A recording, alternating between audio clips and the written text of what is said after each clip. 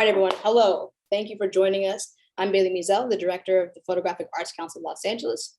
And I'm so excited. Today, we are joined by photographer and cinematographer John Simmons. Thank you for being here with us today, John.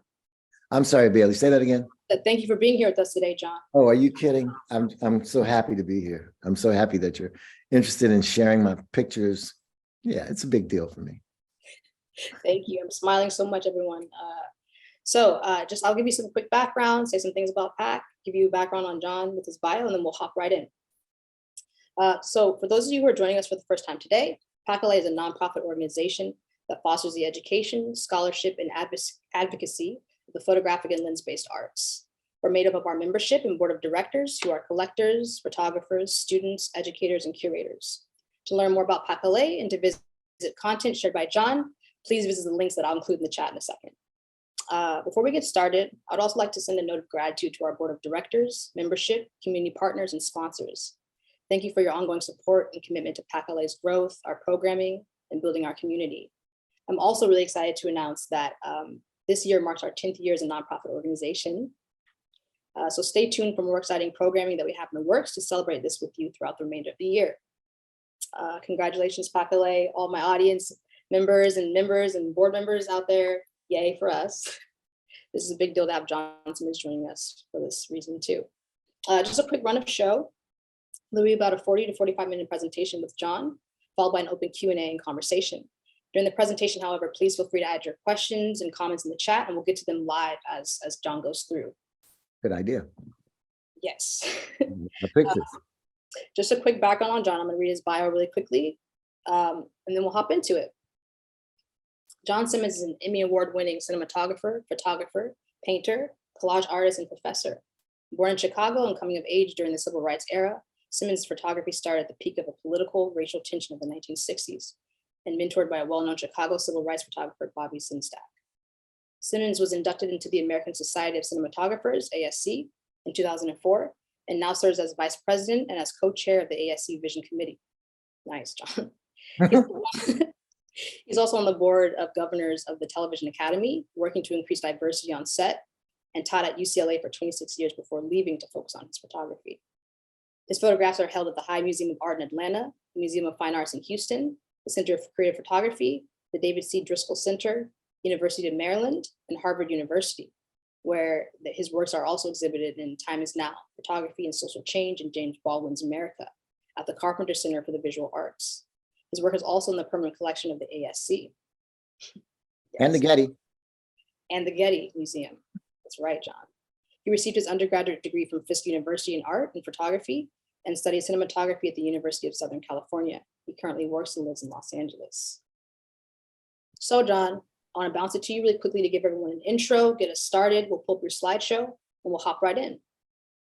Okay, well, I guess I should start with how I got started. Yes, please, John. 1960, Chicago, you pick up your camera. How'd we get here? Well, I had a very good friend. My best friend's older brother was a guy named Bobby Sengstacke, and their family owned the Chicago Daily Defender newspaper, which is the oldest Black publication in the country. It started in 1906. And I guess when I was about 14, 15 years old, my friend Louie and I began to see who his brother Bobby really was. And we thought Bobby was the hippest cat around. I mean, he had a nice car, he took pictures, his whole body was draped in Nikons, you know, and not only that, but he had a dark room where he would play jazz, and the hippest people in Chicago, at least we thought so, would spend time in that dark room and in that basement with him.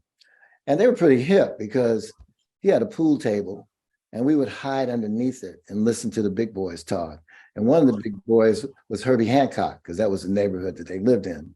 And one day I went into that dark room and I saw a photograph come up out of the chemicals.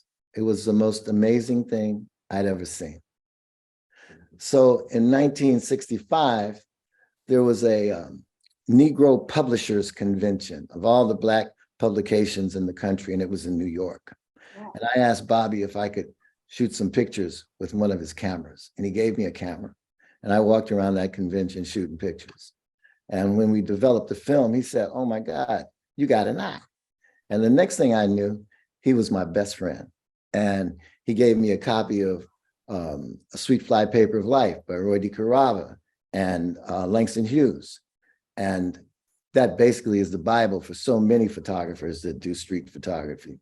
And he also introduced me to all the other photographers in Chicago, and then he turned me on to Cartier-Bresson and Gordon Parks. And I used to look at those pictures, Bayley, and I just wondered, even what did these cats eat? What time did they go to bed? What is it that makes them so stealth and that they can actually take these pictures and not disturb the environment? And that was so important to me. And Bobby, there was a cat, his name is Billy Abernathy. He was a really serious street photographer. He didn't even use Kodak paper. He made his own paper. And he's in a book called In Our Terribleness. You can see his work. And so Bobby eventually, well, here's the other thing too, is that it's the 60s. So there's all kinds of stuff going on. It's a very passionate period. You know, I mean, there's civil rights, there's the Vietnam War, there's hippies, there's the Black Panthers and all the stuff that was happening in the 60s.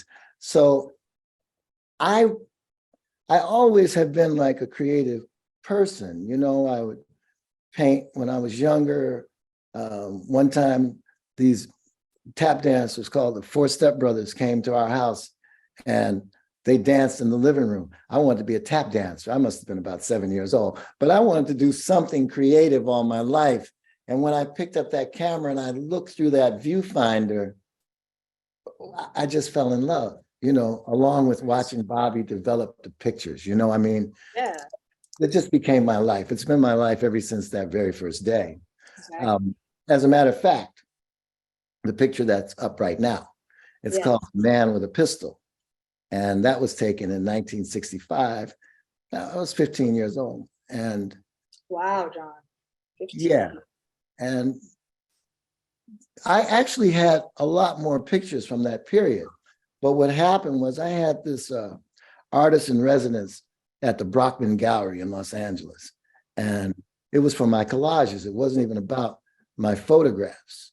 And when the program ran out, I wanted to stay in that space, but it was like $1,800. I couldn't do it because I was only paying $200 and getting my art supplies and all that. So I had to put all my stuff in somebody's garage. And one day the woman called me up and she said, "Oh, Johnny, I'm so sorry, but I forgot to tell you that my garage burned down." And all my stuff was in there, right? So I go by there and this garage is, the door is hanging off. I walk inside, Bayley, and the place is full of rats. And I see my box in the corner and it's got water. It's one of those plastic crates that, you know, they sell at Home Depot. And the crate has, you know, a couple of inches of water in it. And my negatives are there. My contact sheets are there. And I had to man up, put my pants and my socks and go in there with those rats and grab my box, right? Yeah. And a lot of those, because they'd been sitting in there in water for 3 days or so, a lot of my negatives were destroyed. A lot of my negatives were damaged. A lot of the things, the photographs you'll see today had to be repaired in Photoshop because there's negative damage, right? And I could make a silver gelatin print from them by getting a negative made. But that was a pretty tough time for me. And what happened, Bayley, was that I really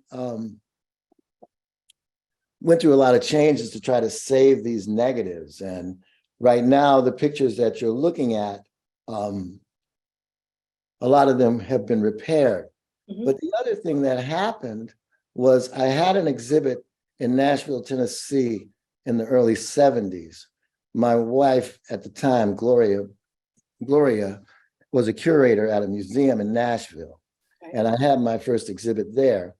And then I got involved in cinematography at Fisk University. A man named Carlton Moss used to come there and teach this class called The Image of the Black Man in American Cinema. And he looked at my photographs one day and told me I was a cinematographer. I didn't know what that was. Right. He sent me a subscription to American Cinematography magazine. He stirred my interest to go that way.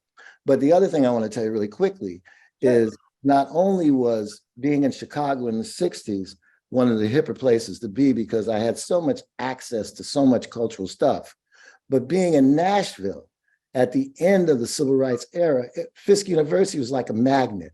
Everybody came there. Miles Davis came there. Alice Coltrane came there. Huey, I mean, you name it, the person, if they were important to history, Angela Davis would all show up at Fisk University. Duke Ellington was there, you know, everybody would show up there. So it was a really interesting environment to be in at the time. And there was a strong community that, you know, like in Chicago, you know, at that time, Chicago was very segregated, you know, and because of that, there was a different kind of community that happened, you know, there was a certain kind of support. Your neighbors were like relatives at that time, you know. Absolutely. And it made it easy for me to be creative with these photographs. I'm gonna stop.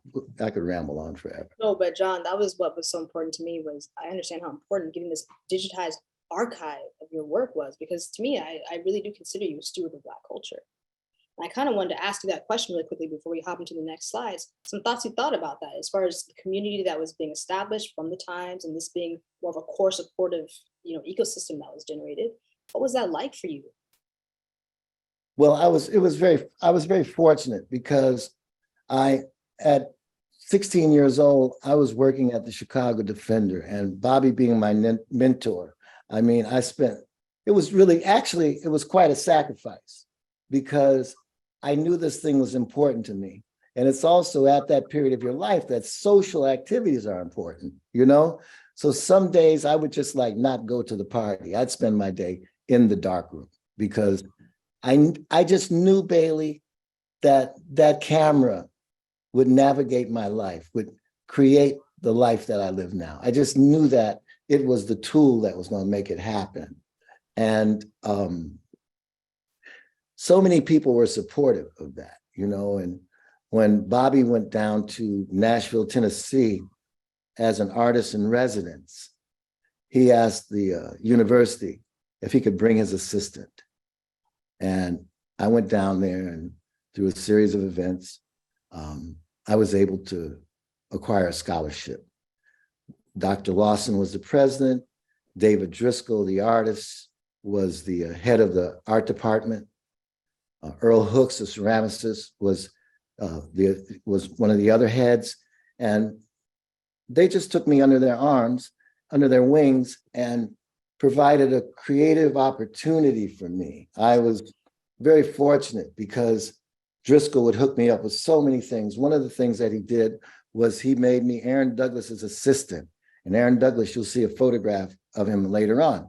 Yeah. He's the father of the Harlem Renaissance, a painter.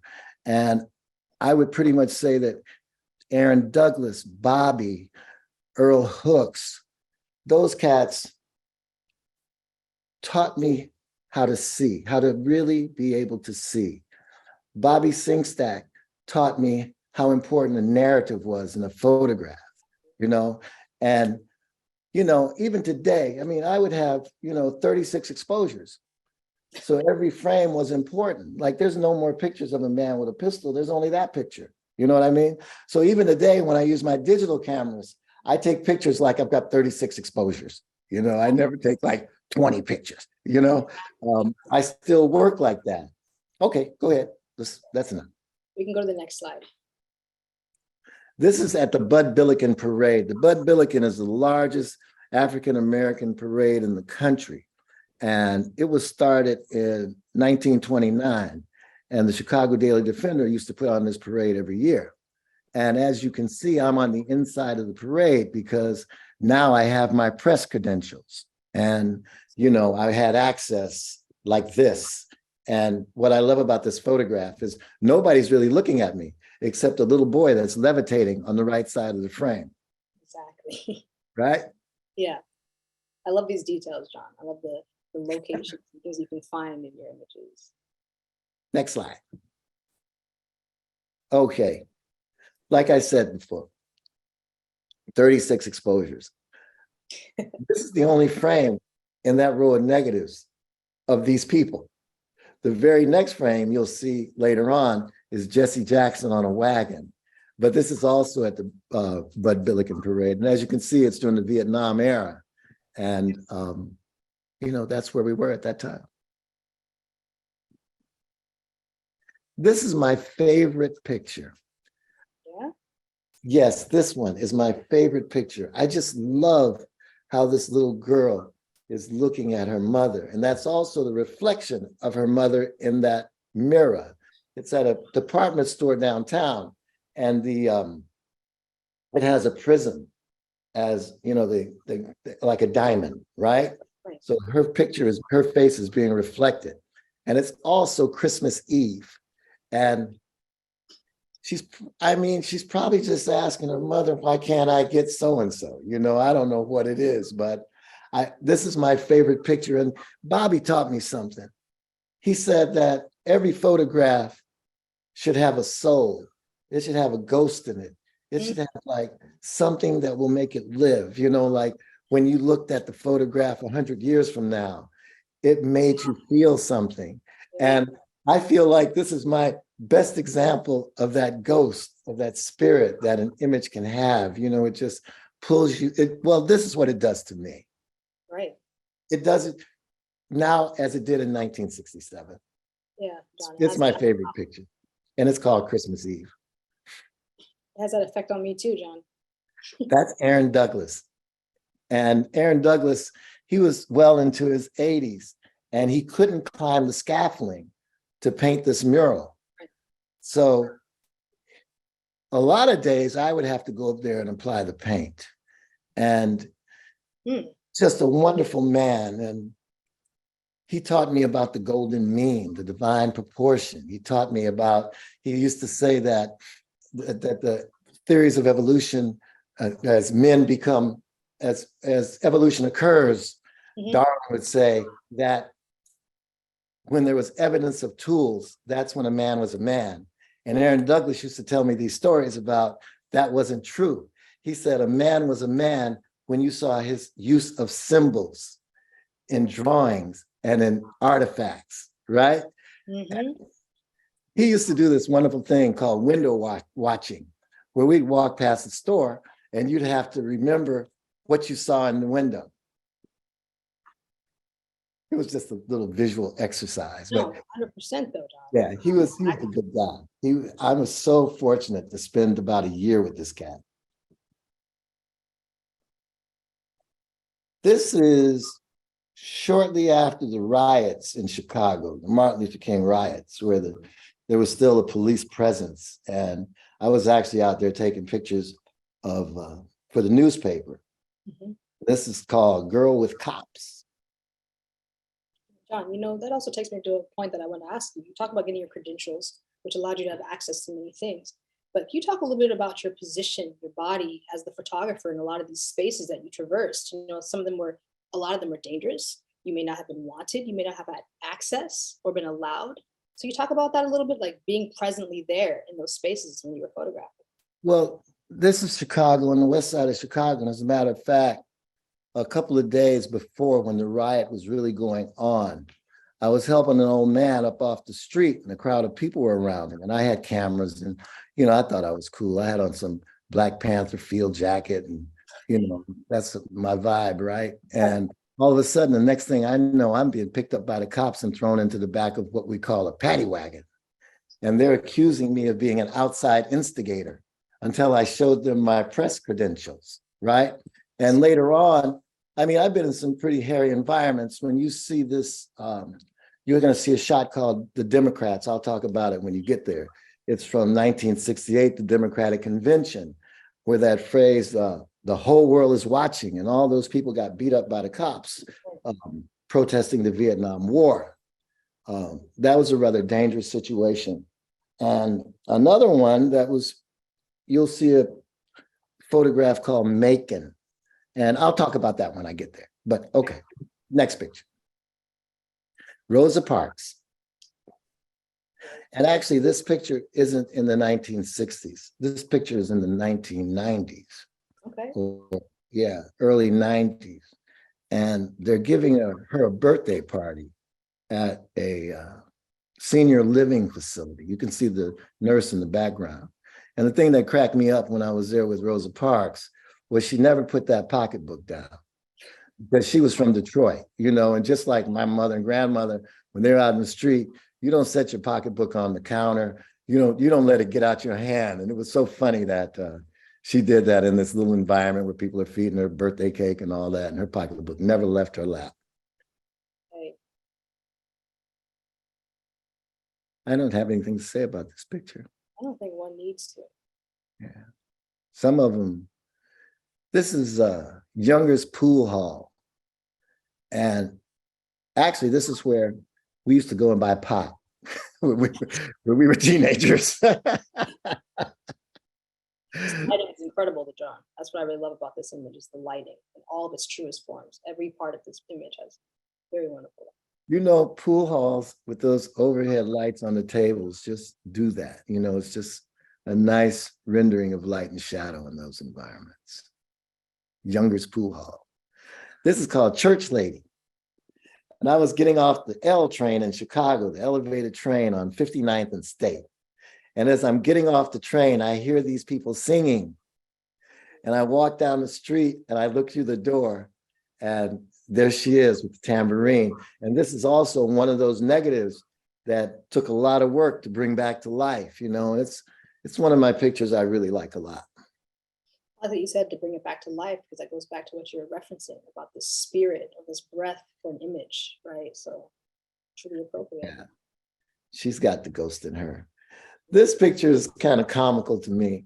I live like around the corner from this lady, and I don't know if you guys can see it because it's so small, but what she's doing is she's cleaning her dog with a broom. Yeah. She's got her tool. She knows. We can go. This picture is called Off Work, and it's taken in Nashville, Tennessee at the end of the day. And it really feels like he's had quite a day of work for me. Bailey, I'll tell you, the thing that happens is I like, even today, you'll see some 2023 pictures. And I have to be so grateful to everything that there is to be grateful about, because I get to meet these people. I get to cross paths with these people.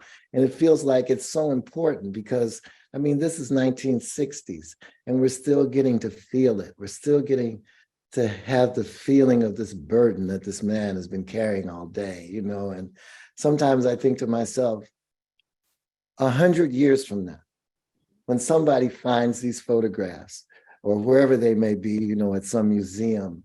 Exactly. And they're just going to still feel that, mm-hmm. It's amazing to me. Yeah, that photographic empathy. This is called JFK and Doc. There's a picture of Jackie Kennedy and John Kennedy. And back in those days, almost every Black household you went to had a picture of the Kennedys, Jackie and John. They might have Bobby Kennedy, but you were guaranteed to see Jesus Christ and Martin Luther King. And these people were my neighbors when I was in college. And she's holding a doll there, right? She's holding her baby doll. This is called The Nanny. I like to just look at this one for a minute. You don't have to say much, but I always like to give this one a pace. Yeah, it's a good one. It does it all. It says it all. The other thing too is most of these pictures are taken with a 50 millimeter lens. Mm-hmm. And I used to love the work of Cartier-Bresson and Roy DeCarava. And you admired them, you admired what they did, and then there was the lens choice. And Bobby Sengstacke and this other cat, I told you about him earlier, Billy Abernathy, told me, if you have to crop a picture, you're wrong. The picture should be a full negative all the time. So I would strive to try and do that. Then later on, many years later, like just, 10 years ago, I got In Our Terribleness, the book with Billy Abernathy's pictures in it. All his pictures were cropped. I went back and looked at Bobby's work. All his pictures are cropped, right? But it was a good exercise because as a cinematographer, I'm not able to crop. I have to set the frame, and set the whole frame. So, they gave me an assignment that definitely paid off. I like that. This is 1968. This is like at that time, and this is called Power to the People because those were the chants that were going on at that time. I love how that little girl is looking at me on the right of the picture. Right. I like that you like when the subjects can engage. One person's always got you locked in. Coincidental. Nina Simone. Man, I tell you, this is at Fisk University. This is actually around 1971. It says 1960s, but it's around 1971. And I don't know if you guys have seen that documentary, Whatever Happened to Nina Simone. Sure. It's a hard flick to watch, right? It is. And this is at the height of those things she was going through with her husband, who was very abusive. She's having those bipolar experiences. The interesting thing that happened not long ago was I had my pictures up in Aziz's gallery in Leimert Park here in Los Angeles. And just by coincidence, this woman walks in there and it turns out to be her granddaughter. I thought that was pretty mind-blowing. The other thing about telling you how this thing started was I had a friend, he was in Northern California. He was one of the hip cats that Bobby used to hang out with. So he was about 10 years older than me. His name was Wayne Johnson, and he fashioned himself out to be a philosopher and writer. And he used to write in those little bitty moleskin books, right? And he had hundreds of them. And he would read things to us, me and my friends. We had dropped out of school, right? As high school, we dropped out. And he would read everything to us. One day we might go by there and he might read Nietzsche. Another day it might be Lao Tzu. Another day it might be something out of his books, right? But he made us put books in our pocket. He made us once again feel like education was important. And I practiced Tai Chi and he practiced Tai Chi. And we had this relationship that ended with his death in like 2014. But when I was with him and he was dying, I was taking care of him. He kept talking about his books being published. And he said his son had published them. And his son was a musician that was just about on his way up. And I saw that son of his. I said, this stuff is never going to get published. So I walk into my studio. I have a little studio space in East Los Angeles after he dies. And I see this photograph. It's called Free Huey. You'll see it. I had a big print of it, right, that I'd made. And I realized that my wife had never seen hardly any of my photographs. I'd been with her over 20 years. And the woman that I was with before then for about 10 years had never seen those pictures. So I began to feel like Vivian Meyer. So I said, I got to print this stuff, So I printed 120 pictures. I framed them. I put them in a nice container. And one day I was at the American Society of Cinematographers, and one of the guys up there that worked there was framing my pictures for me. And in the parking lot, a friend of mine named Charlie Lieberman, another member of the ASC, saw me loading my car and he saw my pictures. Charlie Lieberman is an amazing landscape photographer. He's worth looking at sometime. He's the bomb. And Charlie said, I have someone that might be interested in these pictures. And it was Armando Aricio at the Perfect Exposure Gallery. And he put up, there was only enough room for like 60 pictures. So that first exhibit was called, It Started in the 60s. And it was very successful. Lots of people came, and it was a pretty amazing turnout for my first exhibit in, I don't know, many years. And I'll tell you more stories about that as we move on, because there's a couple of pictures that affected people in a way that I want to share with you. That's the Democrats. That's Lincoln Park. Is that called Lincoln Park? Grant Park. I'm sorry, Grant Park. That's across the street from Conrad Hilton Hotel. And all those people right there, that night is the night that they got attacked by the police. And it was really violent. And that phrase, the whole world is watching, the whole world is watching. Abby Hoffman is there, all those people are there, you know. In that movie, Yeah. You know, they try to recreate this thing. John, so you left the scene unscathed. Oh yeah, I did. How's that? There was tear gas and all that stuff, you know. There was tear gas and, you know, cops beating up people, and just kind of made it through that night. And this is also a picture that had to be restored. You know, I have other pictures from that event that I haven't had a chance to deal with. I have actually, Bailey, I have like lots of notebooks of images that I've never printed, you know. I just haven't had time to go through all those things, but I have a lot of pictures in there. You're going to see a picture called The Love Poem with these two people walking. I just found that picture earlier this year. I just pulled a notebook down, opened it, bam, and there was that picture. Well, John, I can't wait to go through these pictures and notebooks. Yeah, I have to do that. Such This is called Dinner Down South, and these are some of my neighbors. That's my Volkswagen out the window back there.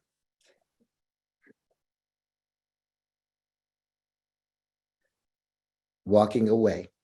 Nashville, Tennessee. No, this is actually Memphis, Tennessee. On a Sunday, watching these people come home from church. I like that open window in the left corner there. And this is called Meat Market. And I think it's pretty cool. This little boy checking this cat out. He's checking him right back too. Oh, there's Love Poem. Yeah, I just recently discovered that picture. There's an exhibit now at the Leica Gallery in Beverly Hills or West Hollywood, or whatever you call it, Robertson and Beverly. And there's the ASC has a photography exhibit there. And this is one of the prints that's there. Maybe we can share that link after the talk. Well, you know what this one is. This is called the Mac Man. Everything about it. I love this from behind, this view. Yeah. And you've done it more. We'll see it more later. But. Moving on. Well, that speaks for itself, Nation of Islam. I used to take pictures for the Nation of Islam in Chicago. That was another newspaper, the Muhammad Speaks newspaper. Every now and then I'd shoot for them. And I also shot for them in Nashville, Tennessee.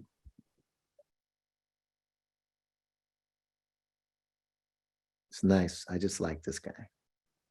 So John, you print all of your prints. You do the printing yourself. Yeah, I print them. I do. I print on my printer. Any laboratory prints, I'm not set up for that, but I go to a place called Weldon Labs and they print the silver gelatin because a couple of the galleries that I'm in, you know, they just want silver gelatin prints. Right. This is called Two Shoes. And this picture has an interesting story. So the exhibit at the Perfect Exposure was up for 2 months. And one day I went in there and there was a woman in a business suit and a briefcase. It was right there at Normandy and 6th Street. So it's right near, go back to that picture. It's right near the, all the office buildings and stuff. So I walk in there and this lady says to me, I just purchased your picture. I said, oh, thank you so much. She says, but I have to tell you something. And all of a sudden her eyes began to well up. She says, you know what? I grew up in Beverly Hills. There's nothing that I've ever wanted that I didn't get.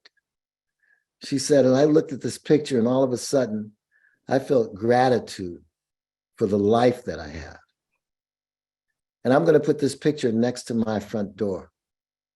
I'm going to put it next to the door so that when I walk out every morning, I'm going to see this photograph and I'm going to be grateful.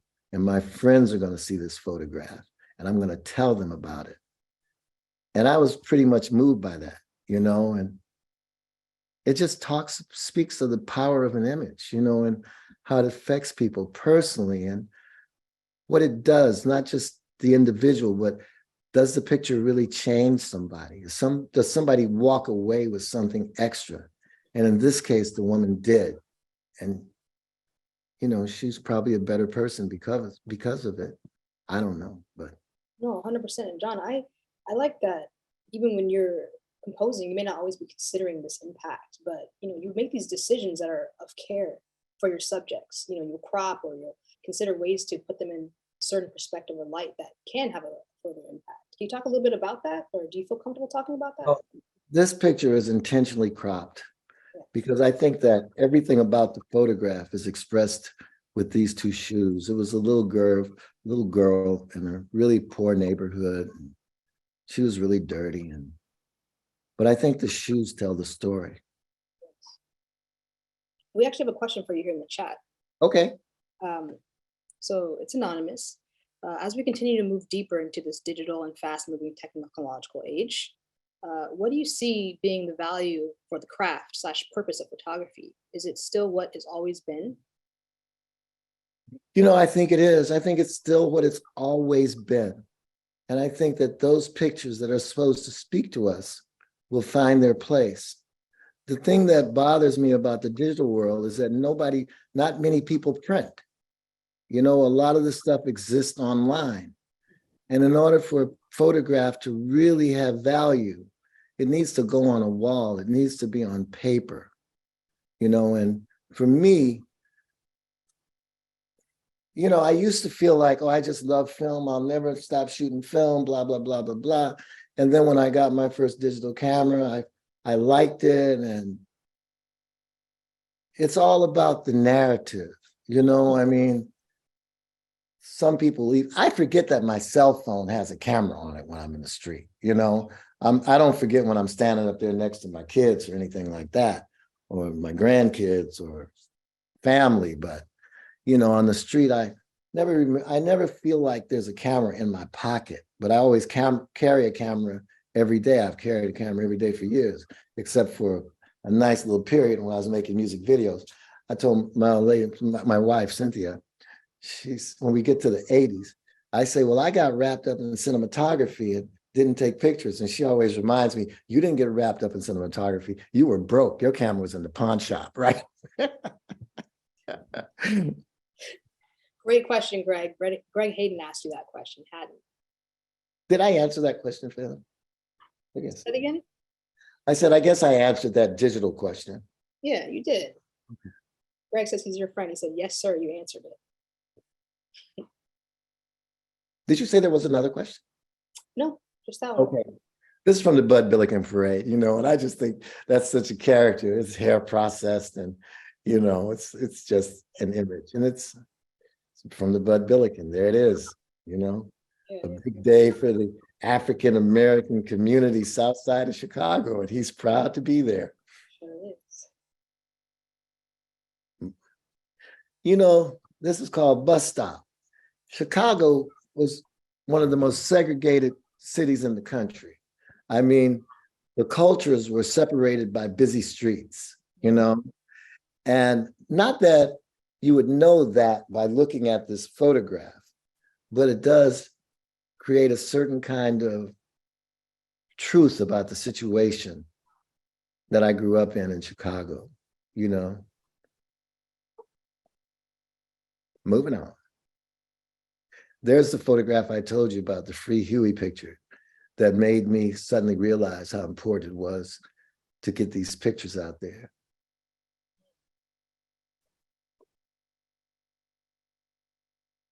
My wife loves this picture. She says he feels like a ballet dancer.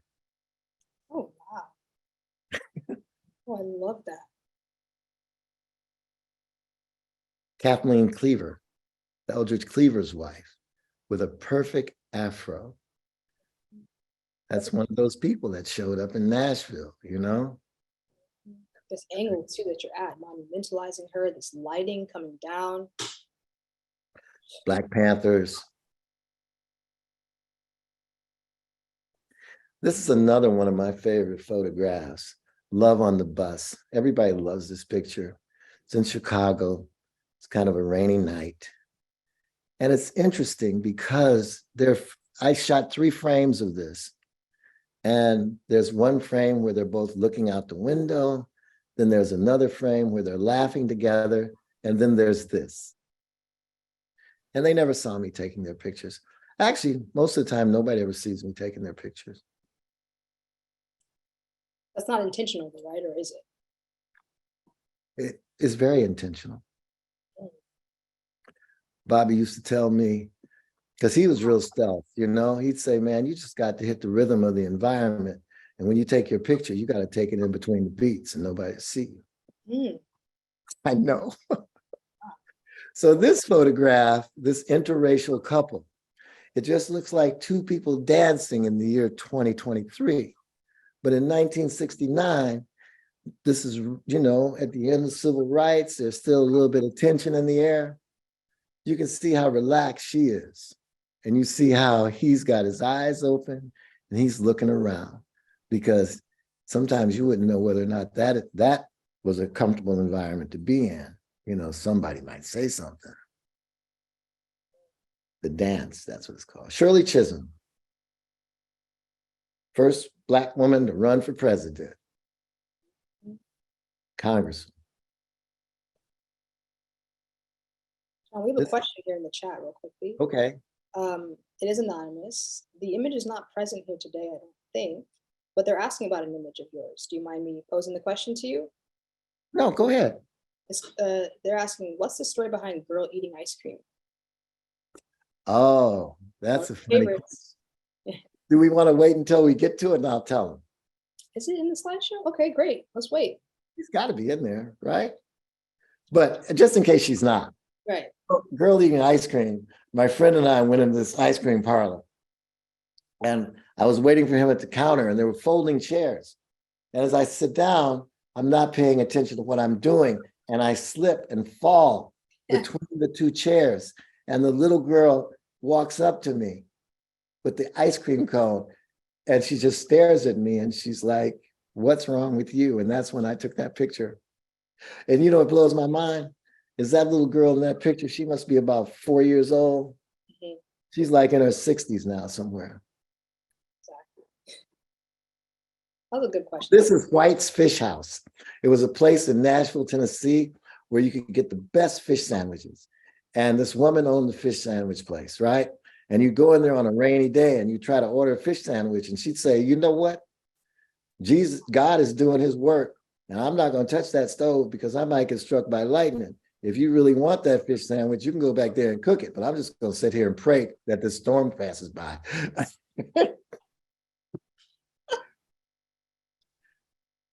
This is a motorcycle funeral, a motorcycle rider's funeral. And it's just called Motorcycle and Flowers. The reflection is hot. I love that. Yeah. This is called window writing. And this is a very popular photograph. People really love this photograph. You know, it's in a lot of collections. And one day somebody asked me, was that Martin Luther King sitting at the table with the gun? I said, yeah, it is, all by himself. That's funny. This is a street gang in Chicago called the Blackstone Rangers. And that's C.T. Vivian there, Martin Luther King's buddy, who we wanted to nominate for Nobel Peace Prize, Reverend C.T. Vivian. And these guys are trying to change their image in the community. And what they're trying to do is they're trying to tell everybody they're a religious organization. And they're no longer a street gang. But a few months after this photograph, they got caught trying to buy a rocket launcher from Gaddafi. So really, it wasn't really changing. Right. John, we have 2 questions for you in the Q&A, actually. Okay, come on. Oh, another one just came in. So we got 3. All right. Pause. What do you find yourself taking pictures of today? also a friend of Johnny, so there won't be a need to be anonymous. John Hendrick. What do I find myself taking pictures of today? Yes. You know, I tell you, this, every time anybody does anything, at the moment they do it, they're the totality of their entire living experience. They're the culmination of whatever makes them cry, whatever makes them laugh, whatever makes them love. At the moment I see something, I'm attracted to it because at that moment, all my experiences coalesce into one thing, looking at that image, being given that image, actually, being given to me, right? Mm-hmm. And I press the shutter. So I may find myself taking pictures of anything. You're going to see one of a picture I took last week is in this slideshow.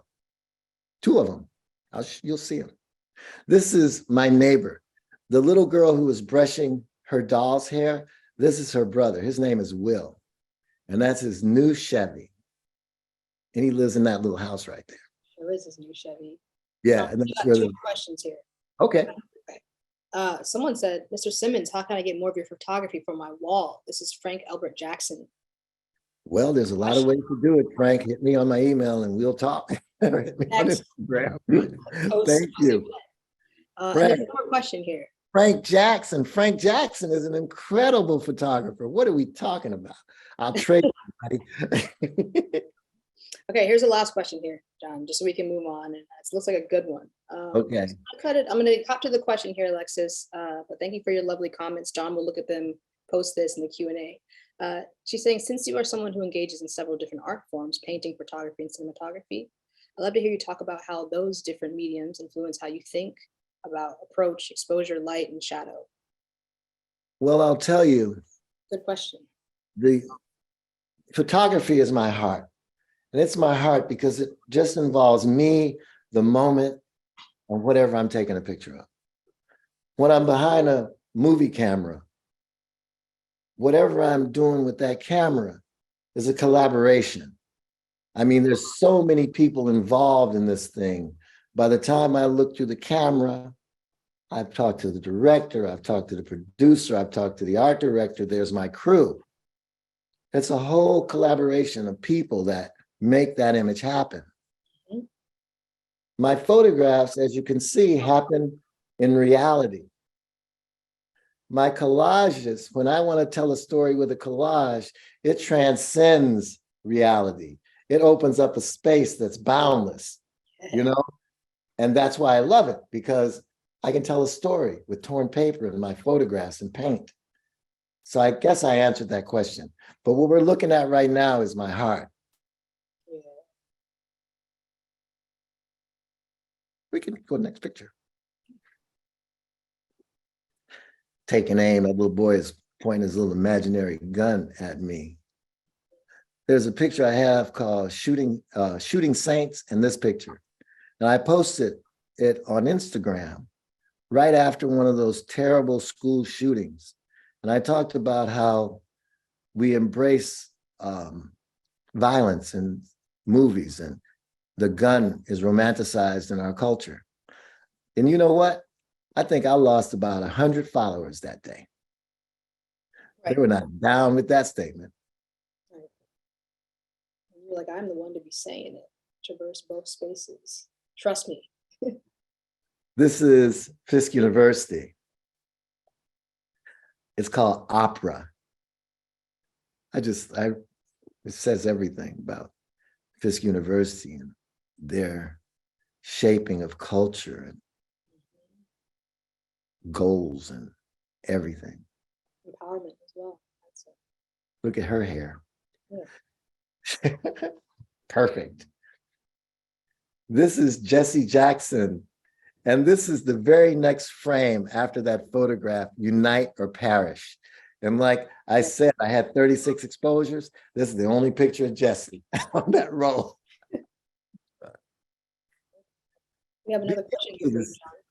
What did you say? So we have another question for you here, if you're ready. Okay, go ahead. It's anonymous. It says, in my experience, some curators and gallerists often say photography isn't real art, unless it's some nude photos or blurred. What is your definition of photographic art, and what photos have influenced you most in your career? I mean, like, when you talk about photographs not being art, or you go into a museum and you see something that someone is calling art, and you don't see the art in it, not a museum, but a gallery, right? I guess art is in the eyes of the beholder. And whoever validates it as art, if somebody is someone that people really respect and admire and they say it's art, then it becomes art. So I don't really know how to answer that question. I didn't take my photographs with the intention of them being art. They became art later. I knew they were art because I wanted to be Bobby. I wanted to be Cartier-Bresson. I wanted to be Naps. I wanted to be Roy DeCarava, Dorothea Lange. I looked at their work as art. So I've always looked at it as art, You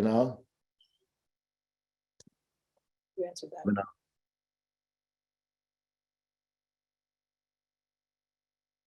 She is what she is. I can't say anything about that. White coat. Girls on a fence, smiles on a fence. I think that's the title of this picture. It's in my neighborhood, Nashville. That house back there is probably where Will lives with his Chevy. Moving on. I just love this little sidewalk chemist melting his shoe polish.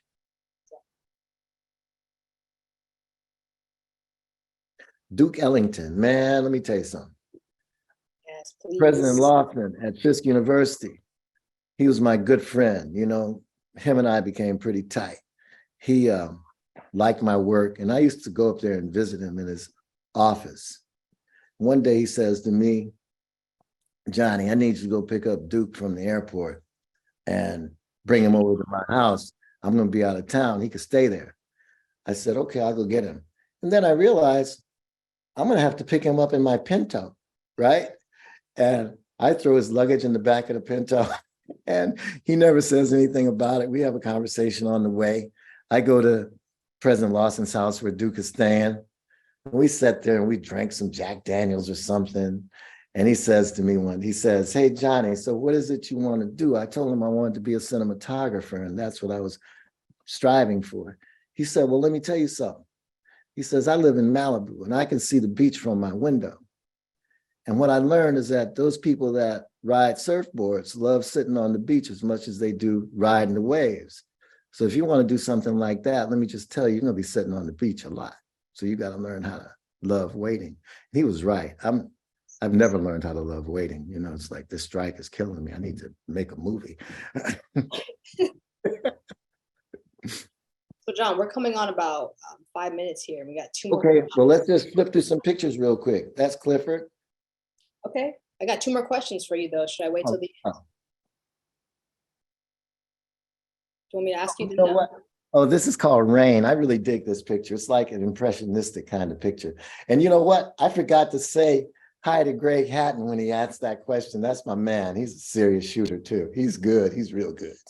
Okay. Moving on. We better go. I dig this because it's really a moment. This guy is talking about Father Divine. He was a Black minister in New York. And there's so many things going on. And I shot 2 frames of this. And it's only this frame that all this is happening in. In the very next frame, 1 second later, none of this is going on. It's like the moment that's given to us, it's like, sweet. Moving on. Angela Davis.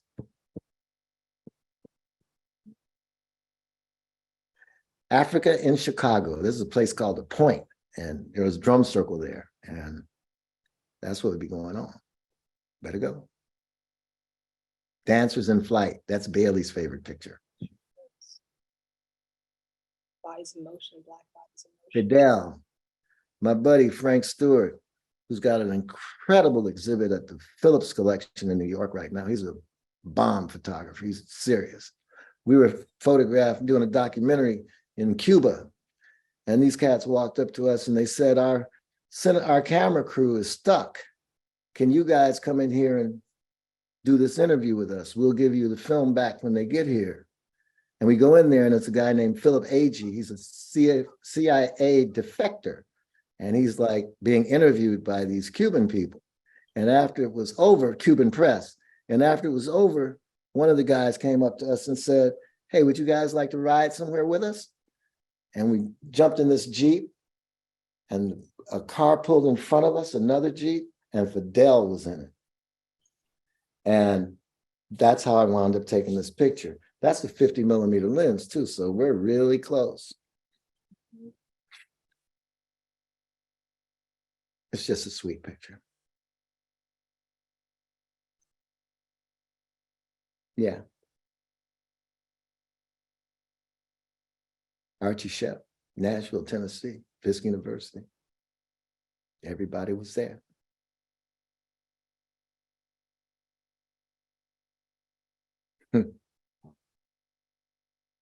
Moving on. This is in Ethiopia, in Lalibela, and those are one of the 11 churches that were built into the earth. And they were supposed to have been built to hide the Ark of the Covenant. And there are 11 of those churches, and they're connected by tunnels. You can walk in through them. It was pretty amazing.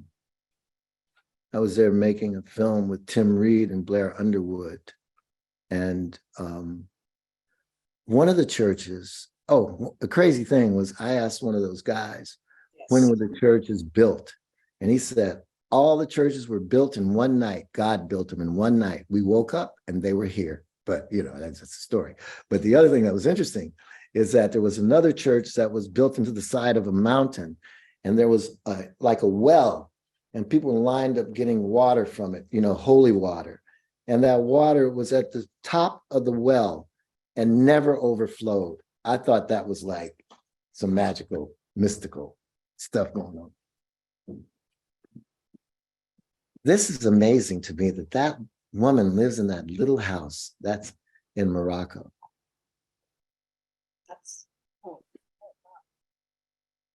That's also Morocco. It's a market. This is a serious flick. I mean, those are some really devastating photographs behind him. I was walking by him and I just stooped down real quick and took that picture. Yeah, I taught at UCLA 26 years. You said that. And this is a film shoot. Kat Deakins, an amazing cinematographer, is in the bottom on the left. It just looks so Fellini to me. This view shed is so endless. I love too much. So much going on. Yeah. Lotus. This is at Debbie Allen's dance performance, one of her dance performances. And that woman is stooping down. That's a lotus costume. And she's stooping down against a black floor. Her legs and her hands are underneath that disc. Hot chocolate nutcracker. So this photograph, a friend of mine, Ian Fox, who's another amazing photographer, he says to me, hey, Johnny, I lost my camera operator, and I need somebody to operate for me. And he says, all I got is $100. He says, can you find somebody? I said, so what are you shooting? He said, I'm shooting the Lynx Cartillion. I said, oh my God, I'll do it, because I knew that I would get these people, Esquire, so-and-so, and their daughter being presented by blah, blah, blah. It's a debutante ball. And it looks like Count Basie is about to walk down those steps, but those steps are made of paper. And the only thing that makes it present time is the cell phones in the foreground. And it's the only, I took 2 pictures that night, this one and another one, because I was operating the camera, I couldn't stop. This is really interesting. This is down in Costa Rica. And we were staying at a bed and breakfast. And the guy who is a lawyer who took me there, young lawyer, and he says, I showed him my pictures on my phone and all that, right?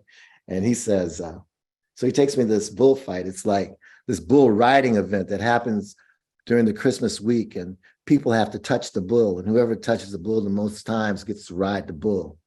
And that rope has nothing to do with the bull. It's just there to open up the gate, although it looks like he's about to, that the bull jumped over the rope, but he didn't. And so you know what happens next. That's it. The next is that guy is on the ground. So John, we're coming on 403 here. We're about to be towards the end of the slide, so we can rush through some of these images, but there's a Okay, rush through. But I got to say, this is called Woman in the Fields, bottom right. She's standing up in those weeds. It's in Bali. Yeah, right down there. Umbrella. Let's just go. Ah, oh. Checking teeth. Go. Yeah, let's be fast here. We got 2 more questions, John, that I'm going to pose to you. Okay, go ahead. Okay, so one of them is, how do you communicate your eye for composition with film directors? Usually, we've discussed the compositions in advance. You know, we've already decided. We don't have time to search for images, search for how we're going to shoot this thing. We've talked about it. The environments, the geography, the real estate, the intention of the story is what shapes an image in a movie. And, you know, that's like me just trying to bring the vision of a director to life in the best way that I can. That's a good question. And then here's the last one that we'll kind of end with, and we'll go through the next slides and we'll be good. Okay, cool. Mr. Simmons, this is from Sarah Battle. This is a fantastic conversation. This time together tonight is a gift. Oh, thank you. Thank you back. Did you ever print your images from the 1970s in color or take Polaroids? What keeps you returning to black and white photography? Oh, good question. You know, I just feel like black and white photography just cuts to the chase. You know, I mean, really, I feel like for me, it just tells the narrative a little bit, my narrative. You know, I like color photographs, but right now we'd be looking at the blue of the sky and there'd be other things to look at. But this picture is forcing us to look at this woman, and this is at some kind of religious ceremony. So this is also a candid photograph. This was weird. Yeah. Oh. No, I mean, it's cool. We can keep moving. I love the motion. That's another one of Bailey's favorites.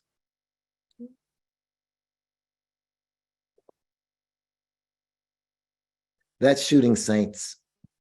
See, one is down on the right and he's going after the other saint.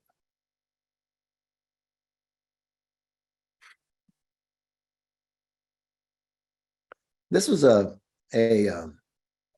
Nazi rally on Hitler's birthday. And I caught the subway to ride downtown Los Angeles in front of the courthouse. You couldn't see the Nazis because they had put up a fence so you couldn't see them. I got off the subway. I took about 3 or 4 pictures. And I had my little digital camera. And I looked and I saw this picture. And I just left because I didn't think the story needed to be told any more than this.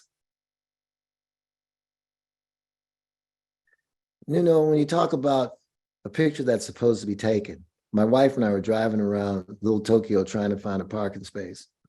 And when we find one, it's probably about the 3rd time around the block, I get out the car and this is right in front of me. And it's right in front of me at 50 millimeters. I don't step back, I don't step forward. It's just there for me to tell this story. Federal public defender, okay.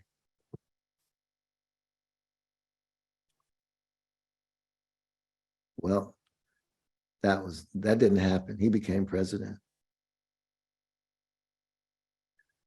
You know, I don't do a lot of Photoshop because I don't know about it, but this is at the end of the day on Melrose, and it actually looks like that.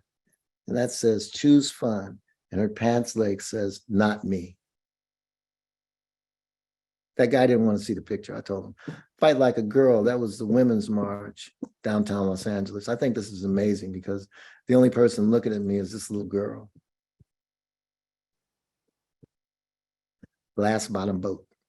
Keep moving. She's holding the fan up to shade her eyes from the sun. And it's like another religious thing. She's got her hand out about to receive. something. Moving on. I took this picture just, I guess, last week, 2 weeks ago at the African American Museum in Washington, D.C. It's a protest picture. Composite, looking, seeing. I just love this image here, John. I think that's the end of the slideshow. Oh, cool. We never did see the little girl with the ice cream cone. How did I miss her? Oh my God. John, I missed it too. I should have brought that up. So I think we can stop sharing screen and it could just be us for a second. I want Okay. to thank everyone that stuck around with us. It's 4:08. So thank you so much for staying with us. Your wonderful questions. There's some more comments here in the chat. Becky Smith, thank you. It's good to see you and how you. Hey, Becky. It's good to see you, Becky. I mean, I don't see you, but it's good to know that you're here. Yeah. Thank you everybody for staying. John, thank you for such a wonderful presentation. I always love talking to you, hearing these stories. It's always new for me. Bailey, I appreciate you so much. And thank you so much for allowing me to do this and for everybody that showed up to listen to it. Thank you. And you say it's going to be on YouTube, right? Yes, yes. So we can see it later. Okay. See you later. We'll share the link with everybody that came today. Thank you, everybody. Have a good Friday. Peace out.